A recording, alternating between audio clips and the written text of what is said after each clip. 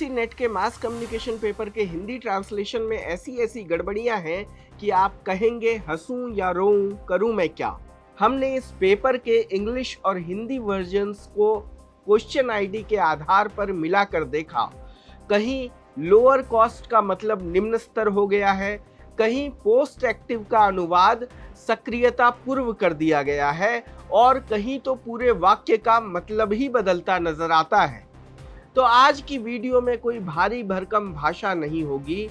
Screen पर आएगा हिंदी सवाल, उसके ठीक बाद या साथ में इंग्लिश सवाल, और फिर देखेंगे अनुवाद में क्या हुआ है।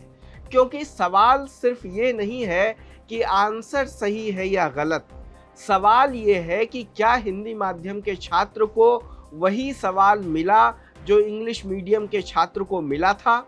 चलिए एक एक सवाल को समझते हैं। पहला सवाल क्वेश्चन आईडी 4818046220। यह सवाल पिलिंगटन कमेटी रिपोर्ट ऑन ब्रॉडकास्टिंग से जुड़ा है। अब इसके दूसरे विकल्प को देखिए। हिंदी में लिखा है पायरेट ब्रॉडकास्टिंग का संपूर्ण सामान्य बाजार में विधि बहिष्करण। अब इसे पहली बार पढ़ने पर ही एक दिक्कत समझ में आती है।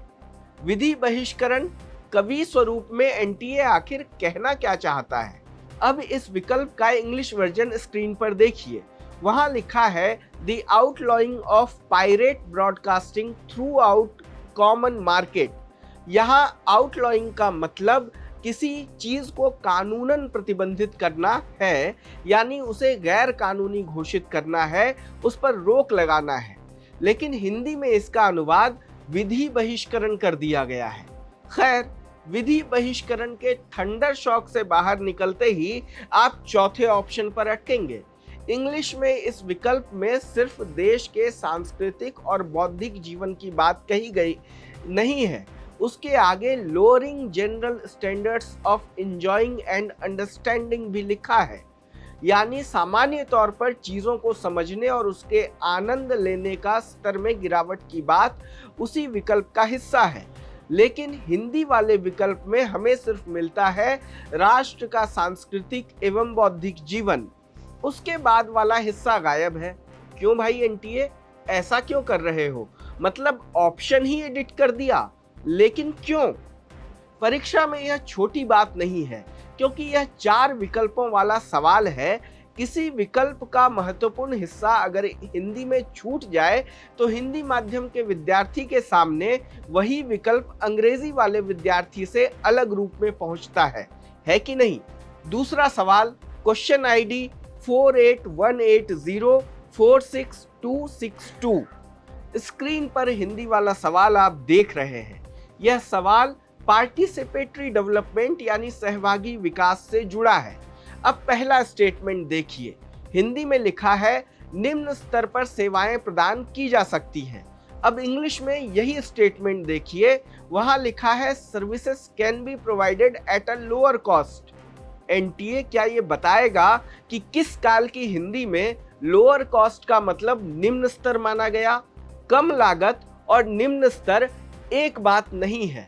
अगर कोई कहता है कि कोई सेवा लोअर कॉस्ट पर दी जा सकती है तो मतलब है कि वही सेवा कम खर्च में दी जा सकती है। लेकिन निम्न स्तर कहने पर अर्थ हो जाता है सेवा का लेवल नीचे है या गुणवत्ता क्वालिटी का स्तर कम है। यहाँ सिर्फ भाषा थोड़ी अटपटी नहीं है, एक महत्वपूर्ण शब्द का अर्थ ही बदल गया है। और यही वजह है कि हिंदी माध्यम के विद्यार्थी के लिए यह सवाल अंग्रेजी वाले सवाल से बिल्कुल उसी अर्थ में नहीं रह जाता। तीसरा सवाल क्वेश्चन आईडी 4818046255। स्क्रीन पर हिंदी का सवाल देखें। यह सवाल एटीट्यूड्स यानी अभिवृत्तियों से जुड़ा है। अब डी स्टेटमेंट देखिए। हिंदी में लिखा है अभिवृत्तियां अप्रत्यक्ष अनुभव एवं सामाजिक व्यवहार द्वारा सीखी जाती हैं और ये किसी भी परिवर्तन के लिए असंवेदनशील नहीं है। अब इंग्लिश वर्जन देखिए। वहां लिखा है attitudes are learned from indirect experiences and through social behaviour and are not susceptible to being changed. अब इस आखिरी हिस्से पर ध्यान दीजिए। इंग्लिश कह रहा है are not susceptible to being changed. सीधी और आसान हिंदी में इसका मतलब होगा उन्हें आसानी से नहीं बदला जा सकता या वे परिवर्तन के प्रति आसानी से प्रभावित नहीं होती। लेकिन हिंदी में लिखा गया है असंवेदनशील नहीं है। यहाँ नहीं की वजह से अर्थ उलझ जाता है, क्योंकि not sustainable to being changed और असंवेदनशील नहीं है एक बात नहीं है। पहले वाक्य में कहा जा रहा है कि उन्हें बदलना आसान नहीं है, दूसरे में ऐसा पढ़ा जा सकता है कि वे असंवेदनशील नहीं है। छात्र बेचारा पूछ रहा है कि आखिर तुम कहना क्या चाहते हो। अब आते हैं सबसे बड़ा उदाहरण, क्वेश्चन आईडी 4818046282।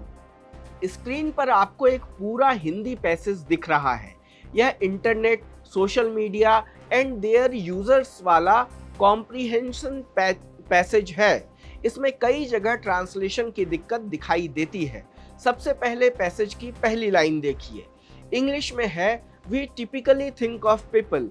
यहाँ टिपिकली का मतलब है आम तौर पर, लेकिन हिंदी में लिखा गया है हम प्रतीकात्मक रूप से लोगों के बारे में सोचते हैं। अब टिपिकली और प्रतीकात्मक रूप से का मतलब क्या एक है? नहीं। टिपिकली यानी आम तौर पर, सिंबॉलिकली यानी प्रतीकात्मक रूप से। यहाँ एक अंग्रेजी शब्द का बिल्कुल अलग अर्थ वाला हिंदी शब्द इस्तेमाल हो गया। अब थोड़ा आगे बढ़िए।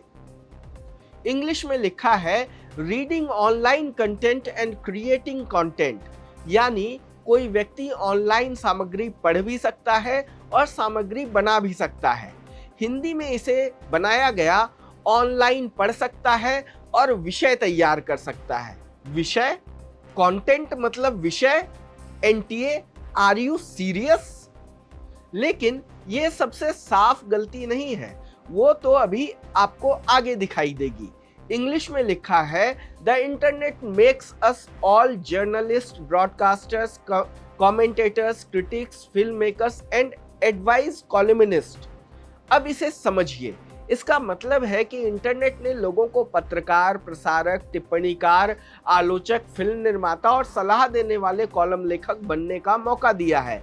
लेकिन हिंदी में लिखा गया है इंटरनेट हम सभी को पत्रकार, प्रसारक, कमेंट्री वक्ता, आलोचक, फिल्म निर्माता और एक स्तंभ लेखक बनने की सलाह देता है।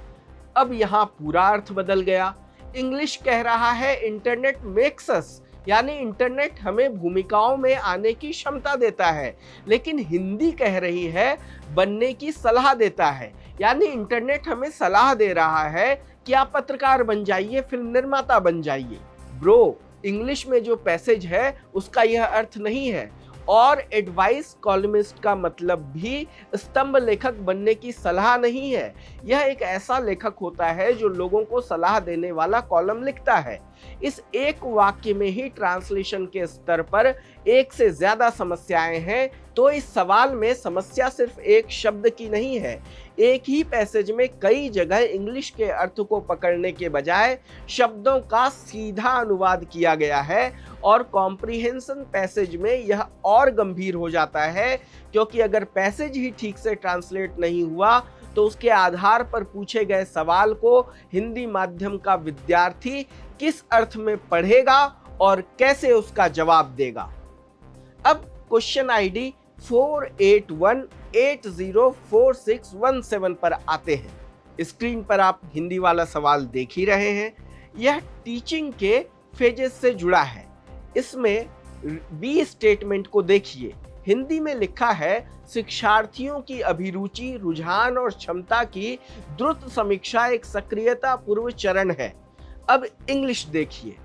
वहां लिखा है a quick review of interest, aptitude and ability of learners is a post active phase. यहाँ एक शब्द पर ध्यान दीजिए, पोस्ट एक्टिव। और हिंदी में क्या आया? सक्रियता पूर्व, यानी प्री एक्टिव जैसा अर्थ। पोस्ट का अर्थ बाद का, प्री का अर्थ है पहले का। तो पोस्ट एक्टिव और प्री एक्टिव दो अलग अलग चरण हैं।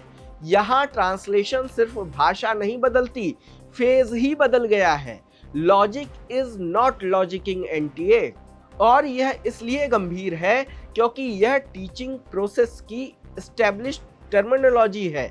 अगर विद्यार्थी अंग्रेजी वाला सवाल पढ़ता है तो उसे पोस्ट एक्टिव फेज के बारे में सोचना है, लेकिन हिंदी में वही स्टेटमेंट पढ़ते हुए उसे प्री एक्टिव फेज जैसा अर्थ मिल रहा है। यानी दो भाषाओं में एक ही स्टेटमेंट का कॉन्सेप्चुअल मीनिंग अलग हो गया। यह एक स्पष्ट ट्रांसलेशन एरर है। अब जरा पूरी तस्वीर देखिए। हमने इन सवालों में यह नहीं कहा कि एनटीए ने हर शब्द में खराब किया है या पूरा क्वेश्चन पेपर खराब है, ऐसा बिल्कुल नहीं है। उदाहरण के लिए प्रश्न आईडी 4818046143 में कॉलेज पॉपुलेशन वाला सवाल इंग्लिश और हिंदी में लगभग ठीक तरीके से आया है। इसी तरह 4818046146 में फ्रॉइड की स्टेजेस वाला सवाल भी ब्रॉडली ठीक ट्रांसलेट हुआ है और 4818046266 में डॉक्यूमेंट्री मेकर्स वाला सवाल भी दोनों भाषाओं में मूलतः एक ही बात कहता है। इसलिए मामला यह नहीं है कि पूरे पेपर का हिंदी अनुवाद बेकार है, लेकिन भाई एक सवाल का अनुवाद भी खराब क्यों है? कुछ महत्वपूर्ण सवालों में ऐसे ट्रांसलेशन एरर्स हैं जो सिर्फ भाषा की सुंदरता से जुड़ी नहीं है। कहीं शब्द का अर्थ बदल गया, कहीं पूरे वाक्य का मतलब बदलने लगा, कहीं विकल्प का महत्वपूर्ण हिस्सा छूट गया और कहीं एक टर्मिनोलॉजी दूसरी टर्मिनोलॉजी में बदल गई। अब परीक्षा में इसका असर क्या होता है?